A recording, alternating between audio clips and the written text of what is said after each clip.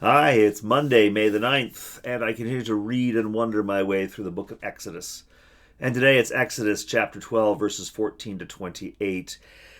And well, we've been through this for a while now. Moses and Aaron have been doing battle, as it were, with Pharaoh. Moses and Aaron following God's instructions, exactly speaking for God and working with God that, well, there have been plagues, there have been consequences for Pharaoh not letting the Israelites go. The initial request is to let the Israelites go out into the desert, 3 days into the wilderness, to worship their God. That's the request. And Pharaoh doesn't know this God. Why should I do anything? I don't know this God. And that's sort of the beginning of what becomes a battle. And as I say, there's been 9 plagues. And At different times, Pharaoh has capitulated, then changed his mind. Pharaoh has hardened his heart, and sometimes God has hardened Pharaoh's heart. And all of that, as I said, 9 plagues, each getting worse and worse, devastating Egypt. Finally, we've come to a complete impasse. Pharaoh has threatened Moses' life. Moses has gone fine. Bad things are going to happen, and that was sort of outlined. The end of last week, we had God explaining to Moses and Aaron basically what was going to happen. So the coming of a 10th plague, which will be the killing of the firstborn, human and animal, firstborn in Egypt. Not for the Israelites, right? So they will be able to escape this, but Egypt will not. And so begins actually the tradition of Passover. And last week we had a real sense of a new beginning. God was saying, so you're going to start your calendar now. This is a new era, a new time. And well, let's keep going, and we'll find out more about Passover. So it's Exodus 12, verses 14 to 28. This day shall be a remembrance for you. You shall celebrate it as a festival to the Lord. Throughout your generations you shall observe it as a perpetual ordinance. 7 days you shall eat unleavened bread. On the first day you shall remove leaven from your houses. For whoever eats leavened bread from the first day until the 7th day shall be cut off from Israel. On the first day you shall hold a solemn assembly, and on the 7th day a solemn assembly. No work shall be done on those days. Only what everyone must eat, that alone may be prepared by you. You shall observe the festival of unleavened bread, for on this day I brought your companies out of the land of Egypt. You shall observe this day throughout your generations as a perpetual ordinance. In the first month, from the evening of the 14th day until the evening of the 21st day, you shall eat unleavened bread. For 7 days no leaven shall be found in your houses, for whoever eats what is leavened shall be cut off from the congregation of Israel, whether an alien or a native of the land. You shall eat nothing leavened. In all your settlements you shall eat unleavened bread. And then Moses called the elders of Israel and said to them, Go, select lambs for your families and slaughter the Passover lamb. Take a bunch of hyssop, dip it in the blood that is in the basin, and touch the lintel and the 2 doorposts with the blood in the basin. None of you shall go outside the door of your house until morning. For the Lord will pass through to strike down the Egyptians. When he sees the blood on the lintel and on the 2 doorposts, the Lord will pass over that door and will not allow the destroyer to enter your houses to strike you down. You shall observe this rite as a perpetual ordinance for you and your children. When you come to the land that the Lord will give you as he has promised, you shall keep this observance. And when your children ask you, What do you mean by this observance? You shall say, It is the Passover sacrifice to the Lord. For he passed over the houses of the Israelites in Egypt when he struck down the Egyptians, but spared our houses. And the people bowed down and worshipped. The Israelites went and did just as the Lord had commanded Moses and Aaron.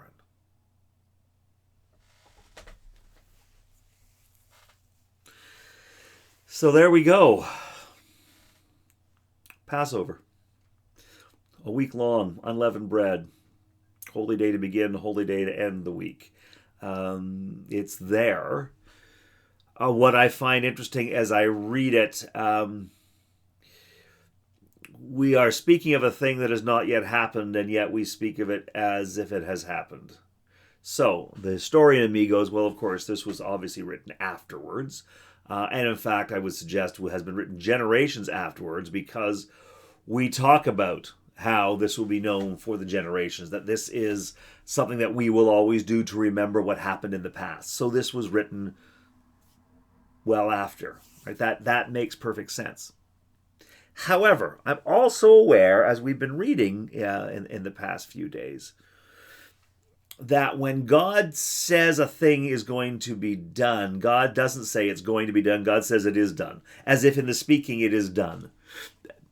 It's as if, as we go through Scripture here, that time does not really apply to God the same way.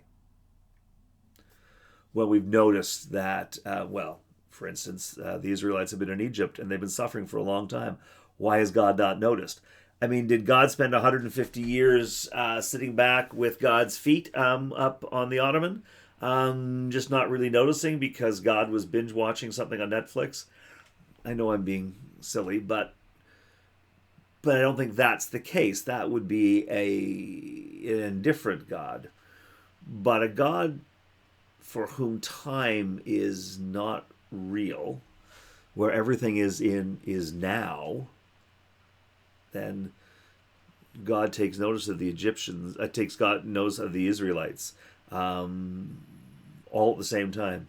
The same moment that God noticed Noah, the same moment that God notices Abraham. Time is a thing that we experience, but not God so much. I commented on it earlier when God spoke of the things to come as if they had been accomplished. Just by speaking them, by God speaking them, they are accomplished, even though we have not experienced them yet. So yes, the historian in me wants to look at this and go, well, okay, so clearly this is written well after the fact, and we are just basically explaining why we have Passover the way we have it. Got it.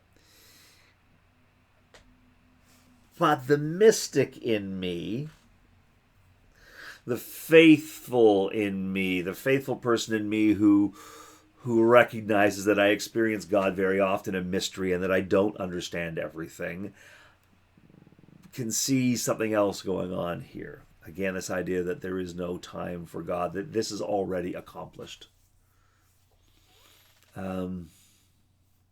I don't know whether that's worth any time wondering for you, or that takes you down a rabbit hole that goes, no, I didn't want to go there, please. There are lots of wonderful books that you can read on faith and quantum physics. I find them fascinating and interesting. And then I go back into the world where time does exist for me. And so that's where I have to live. Anyway, so I don't know whether that's worth wonder. Whether written by a historian looking backwards, or written by somebody who is present as God's revealing this,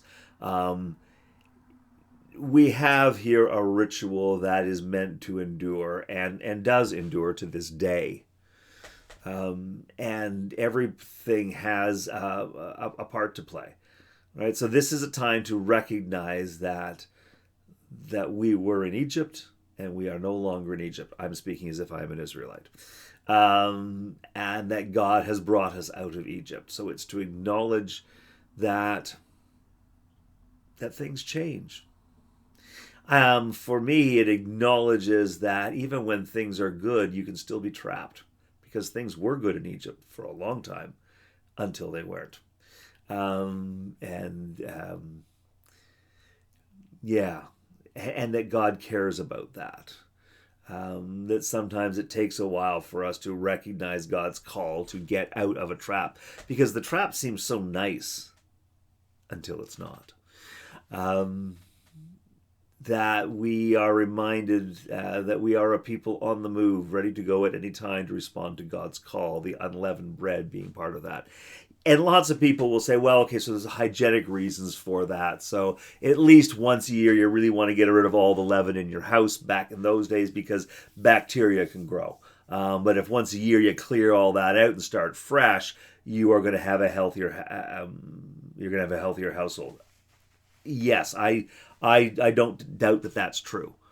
I'm not convinced that that's the reason for the ritual.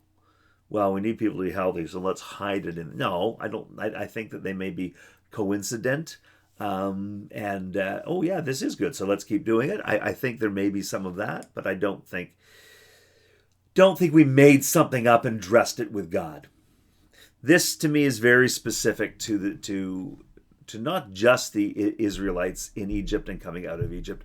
I think this speaks to humanity, and to be reminded that nothing is permanent. To be reminded that yeah, sometimes you have to make do.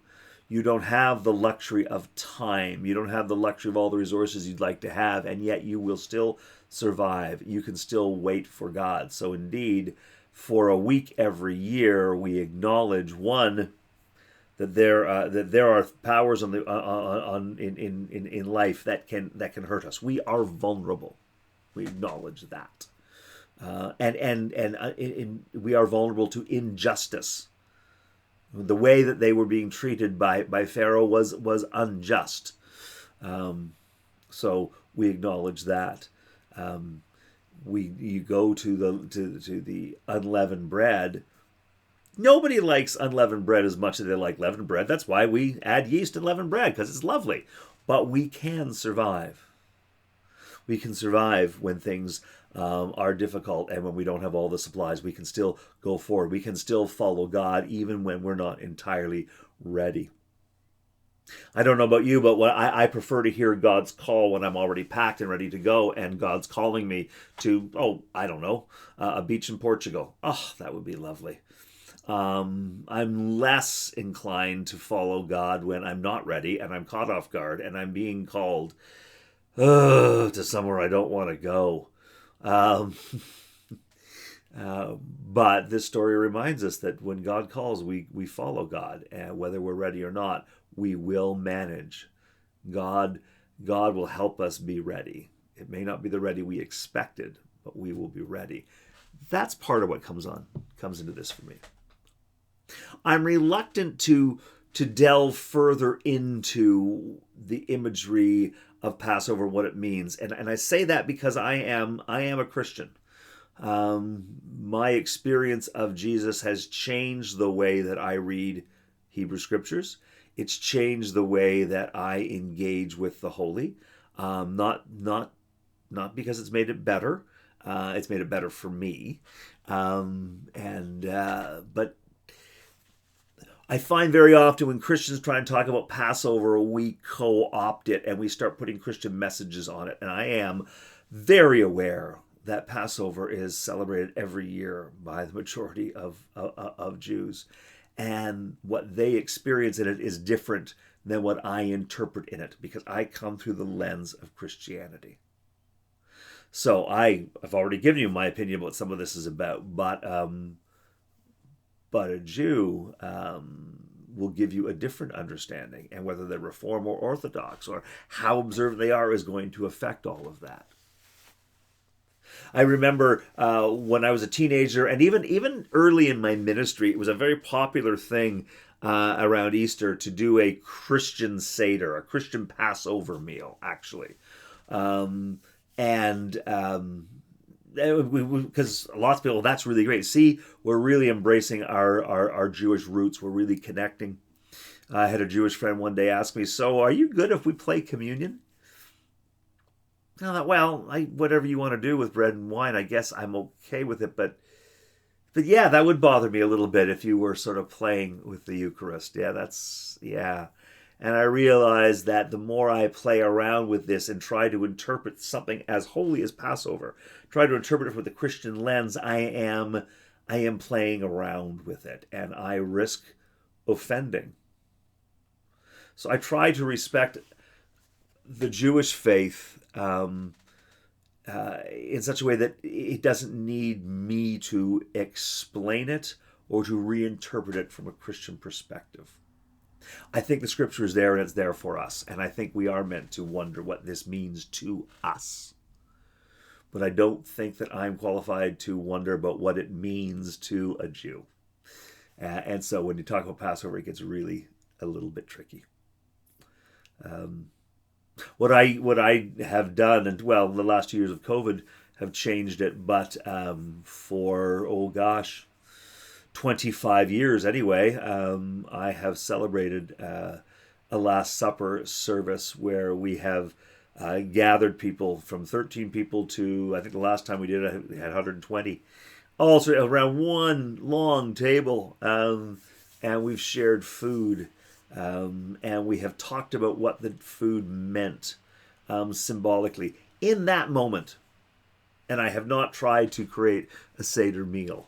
I've done burritos, and it's fascinating to hear people talk about what the rice means to them or what it means to wrap things, and we just talk about it together, and that's become our ritual for a lot of people in my community.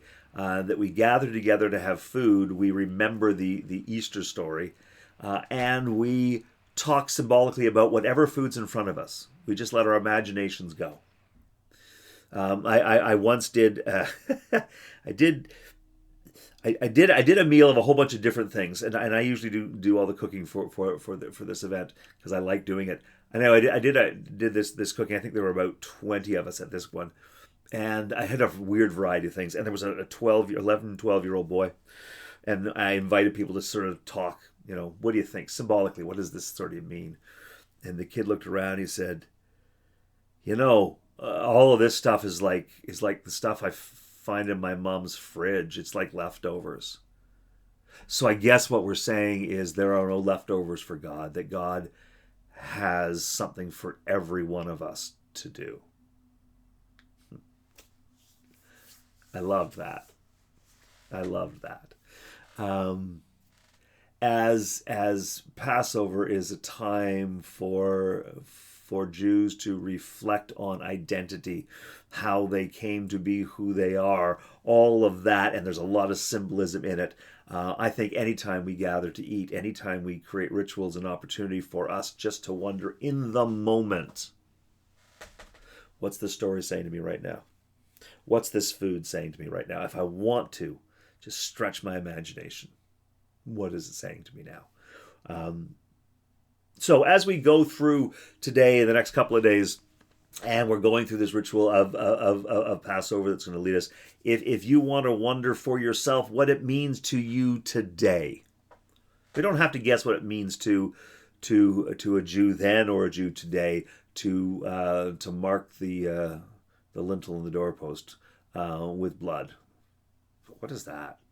What does that mean to you? I think it's fair to wonder. I'm not going to tell you what it means. I think it's fair for you to wonder what it means for you. I wonder a little bit about this idea of the destroyer, right? So they mark their doorposts with blood, and it says the Lord will pass over that door and will not allow the destroyer to enter your houses to strike you down. How different an experience of God is being shared here than the experiences that I share when I read the Gospels, when I read the stories of Jesus. Now, granted, the revelation of John of Patmos, there's some interesting imagery here, but in that, but just there's an angel of death that would appear here, a destroyer who enters houses and strikes people down. It's not God. God will stop the destroyer. So the destroyer works for God. That's an interesting bit of mythology, storytelling. I wonder whether that fades out over time as we find other ways to describe, or whether that just falls out of favor. Or am I missing something? And in fact, that's exactly the way we talk and think today. I'm not sure. I don't often think of God as striking people down, but again, that's part of the way that I have interpreted my faith through the experience of Jesus, who brings life, doesn't take it. There's some things to wonder about in this. Not the least of which is sort of what is that heavenly cosmology, that heavenly population. Who's there? What do they do? We've had an angel of the Lord that speaks through fire, but that's really kind of God, I think, is how I come to that. But we can't have God in a contained way on earth with us. That's a blasphemy. The destroyer, is that also God? But we're talking about it in such a way that we're not creating a blasphemy by saying, I don't know. And I suspect that at the time of this story, when it was forming, when it was happening, and in the generation when it was first told, I'm not sure they knew either. I think that they were trying to find ways to talk about this awesome experience of God, who brings life, but also brings death. Very often we like to talk about God as bringing life. It's the way I talk about Jesus. As if to say that death is the enemy of God. Well, here, death, or the destroyer, is the tool of God. God unleashes the destroyer, but holds it back in some places. Do we often think about death as a tool of God? And if not, why do we not do that? Is that such a frightful thing? As we try to deny God's role in death, are we saying that death is bad and life is good? And if that's the only thing we're saying, if that's the only good is life, and that death is always bad, what is that saying about our faith? I mean, what is it that we truly prize? I have friends who use language which is not popular in the United Church particularly. It comes around, but it's not, somebody dies, we talk about them being promoted to glory. In my denomination, we go, no, they just died. You mean they didn't go to heaven? Well, sure, we don't like to talk about that. Why would we never talk about being promoted to glory? Why do we never talk about this idea that death is not a tragedy, but a new phase of existence? It's an arrival in the presence of God. Paul does it beautifully in Corinthians. Now we see through a mirror darkly, but then we will see clearly. There we will see face to face. When I was a child, I thought like a child, but then I'll be known. I will know as I am fully known. And yet, no. No, we seem to think that death is always bad, and we don't like to associate God with death. I know this is very satisfying. I don't have a through line that ends up somewhere, but I'm going to quit right about there because I got some things to think about. Certainly around death, around ritual, around how I respect other faiths, and how I explore mine. And with that, let me offer you a prayer. Loving God, we thank you for the mystery that is faith. Mystery that can be frustrating because we like answers, and sometimes we like things we can hold in our hands. And yet, mystery that is satisfying because it reminds us that we don't know everything and that that's okay. Mystery because it invites us into adventure and into discovery. God, we thank you for this time of discovery, of adventure, of wonder and mystery. And we ask that all that we wonder about today bring us closer to you. In Jesus' name we pray. Amen. And with that, I welcome you to a new week. I wish you a terrific evening, or whatever happens after you listen to this. And I hope you check in tomorrow, because we've certainly got more to go. Until we do check in, God bless you. And if I haven't told you 1,000 times, let me tell you, blessed means that God sees you, that God loves you, and that God's love moves through you into the world. God bless you. We'll see you soon.